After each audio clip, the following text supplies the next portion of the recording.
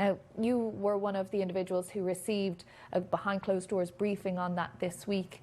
To the point we've just mentioned there about the US role from here out, are you any the wiser as to what that will be?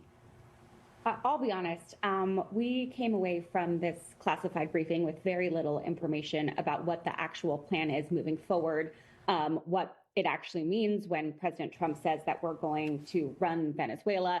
We did not get any clarity on what it means that we're running the oil industry in Venezuela and where and how that money will be going, or what money they're even using to pay for the operation in Venezuela to begin with. So I have a lot of concerns about the fact that this was very clearly an imperialistic, illegal regime change while actually keeping the regime in place.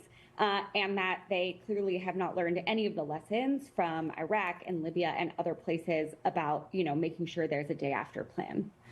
Now, we saw that procedural vote pass through the Senate today to allow for a debate on trying to limit the president's powers in terms of Venezuela. Still has to get through the Senate and move to yourselves in the House. What is the likelihood of that? What is the level of resistance or disappointment within the Republican Party, do you think?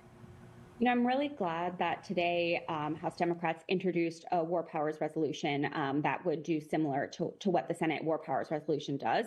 I'm hopeful that we'll be able to vote on it as soon as possible. I've talked to many of my Republican colleagues who privately will say that they're unhappy with how this went down, with the lack of notification to Congress, with the fact that this is not congressionally approved. But they, for the past year, have often said these things behind closed doors. And the question is, will they have the courage to do that?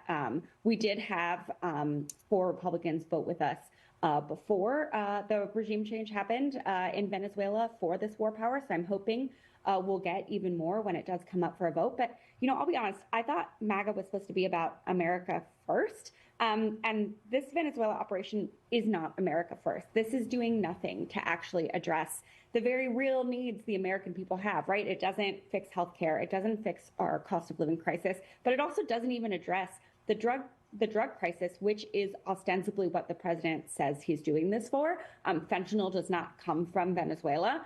Even the indictment of Maduro is only about cocaine, and then he just pardoned a very similar crime by a previous Honduran leader. So this is really about Donald Trump and his desire to get power and oil.